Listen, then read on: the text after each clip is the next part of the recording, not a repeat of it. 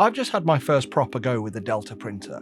The FLSUN T1 Max landed here, and I'll be honest, until now my entire knowledge of Delta printers was they look like upside down tripods doing a maypole dance around a hot end. And now I've built one, run it, and spent a week or so with it, it turns out they're kind of fun, but mostly hypnotic to watch. And this one is pretty big. So if you've wondered what Delta printers are and what the value of them is, stick around because I had that same question coming into this. Hi, I'm Ross and this is FauxHammer Videos. And this, as I said, is the T1 Max, FLSUN's cheaper, smaller sibling to their flagship S1 Pro.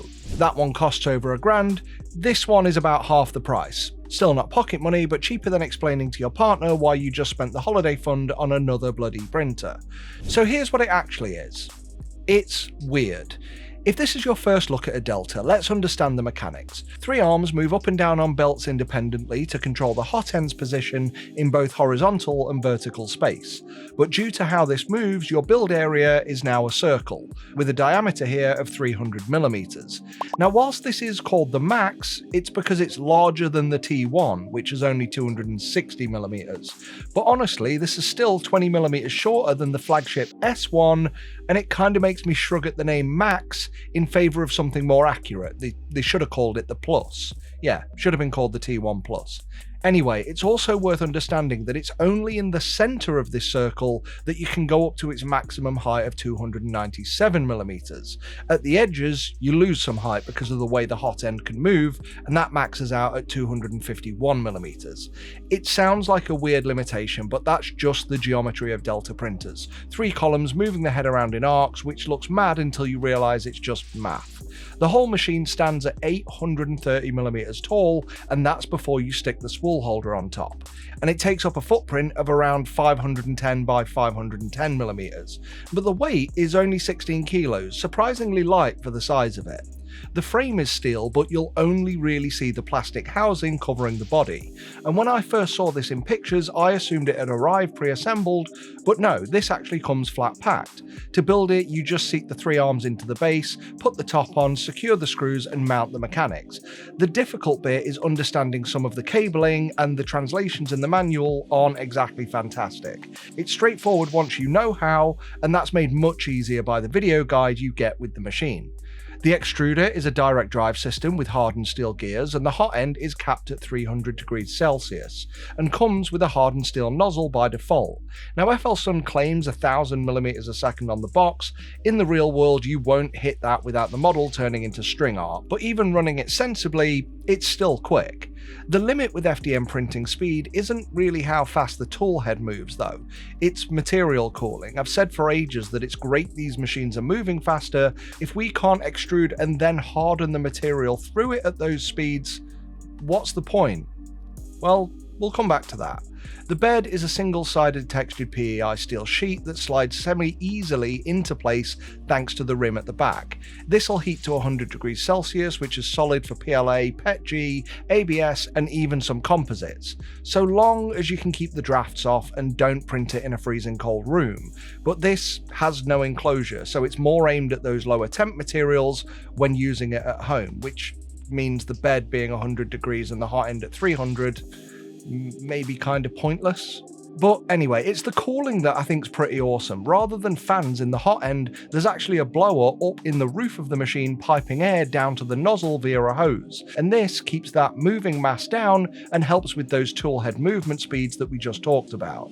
In an enclosed printer, this could also be used to pull in cooler air from outside the printer, but again, this isn't enclosed and there's no official upgrade kit. The touchscreen mounts onto the front at the bottom, so whilst you might consider putting this on the floor for fitting it in your office, any direct on-machine maintenance would then need to be done on your knees. Connectivity includes Wi-Fi on both 2.4 and 5 GHz, which is worth pointing out because there are still budget printers in 2025 that are shipping with 2.4 GHz only, like it's the Stone Age. Anyway, that's the paper spec. Let's get to talking what it's actually like to get going, and well, it's pretty straightforward. We talked about assembly before. It's like a modern Meccano set, a couple of dozen screws, nothing you'll need power tools for, and they even give you magnetic covers for the extrusion gaps so stray bits of filament don't fall into the guts. It's a small touch, but it's appreciated. These are 3D printed elements, however.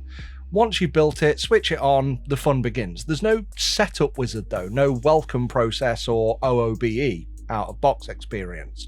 So once you're on the main screen, you need to manually run both the input shaping and then the bed leveling, which actually runs twice, and the screen just says bed leveling the whole time. You've got no idea how far along it is. A progress bar would have saved a lot of standing around and wondering if it's actually bricked itself, and that's why it's running through the process twice. Now when it comes to filament loading, this is where things get a bit silly on this machine. Rather than sensibly offering a filament mount to go above, they give you this weird 3D printed stand with a couple of rollers on it and a couple of sticky tabs so you can attach it to the top. This doesn't offer a fantastic hold, and if you've got damaged cardboard spools, I expect they'll struggle. And well, honestly, yeah, this is just cheap and nasty. The filament, however, goes down through the lid and straight into the extruder, so placement-wise, this is actually pretty good for materials like TPU. It's just a shame about that dumb roller. And whilst it's unrelated, this is something that's my fault but worth talking about whilst we're discussing filament. This roll of red I used was actually tangled, so I came down one morning to find the machine extruding nothing into thin air and the filament was jammed on top. Thankfully, there was no clog in the extruder gear, but some kind of tangle detection on this unit would have been nice to have. You don't get that here. Now also on the hot end, this just is a bit legacy in terms of design. There's no quick swap nozzle, and you'll need to pull the whole print head out of its body enclosure if you ever need to do any extruder maintenance. But printing wise, this chucked out a decent benchy in just over 25 minutes, where most of my Core XY printers would take nearer 35 if not more, so that's nearly a 30% speed increase. And if you're after a faster printer and want to know the benefits you can expect here, I often tell people just download the slicers and put your models in and slice them. That'll tell you how long things will take. It's a great free check that many people forget to do, and it works with build volume too. You can actually emulate a lot of 3D printers just by playing with the slicers. Anyway, speaking of the slicer, FLSUN, like all brands now, have their own version of Orca. At the time I tested it, the profile wasn't available for this machine in the original Orca slicer, but I'm sure it'll be there before long. And I did a ton of FDM tests on this printer all in one go, and I've got to say, quality-wise, they all came out solid. I'm impressed with both the accuracy, the stability, and the speed, with a lack of stringing along with some decent bridging quality too. However, there were definitely signs of over-extrusion because I was actually struggling to move the pins on the toaster test, where I can normally move at least the first 3, if not 4. And whilst I'm printing stuff, here's a cool little hatchet, which was actually made by the Eternal Forge, who you'll probably recognise from all those hammers I made in previous reviews. Well, now he's back with another campaign of little trinkets for cosplaying wargamers that you can check out now. I make nothing from promoting this guy other than he now sends me the files early so I can show you, and I want him to make more files like this so I can print them myself. That's why I want to support him. Anyway, I'll put a link in the description if you want to check it out. I'm sure he's got more hammer-like things coming in the future. But anyway, the point is, when it comes to this machine, I get it now. I understand the value of a Delta printer. It's mostly the speed. And yeah, to be honest, while it's flying about, it does look bloody cool when it's printing. But in all honesty, I'm just not convinced it's the Delta mechanism itself doing all of the heavy lifting here. I think the real heroes are probably the high flow hot end and that blower doing the cooling. Those extrusion speeds are undeniable, but the platform, it's a strange one. Maybe I'm just conditioned to prefer a boxy Core XY because the shape of this is awkward to fit in most home setups. The build volume did worry me at first before I got hands-on, but in practice, a 300mm diameter and nearly 250mm of height isn't that bad at all. Yeah, you won't be knocking out cosplay helmets easily, but if you need tall prints, this makes sense. As for this specific model, the T1 Max, gotta be honest, it didn't blow me away beyond the novelty of it being my first Delta. The cheap spool holder, no camera, no multi-material or auto-loading, no quick swap nozzle and no easy access to the extruder mechanics, it all makes the T1 Max feel like a high-tech machine that at the same time is oddly dated for the average home user. So it probably isn't for the average home user. I've got to be honest, it's a weird one. I enjoyed using it more than most printers I've had lately, but I don't know if the reasons I enjoyed it actually translate into real world value.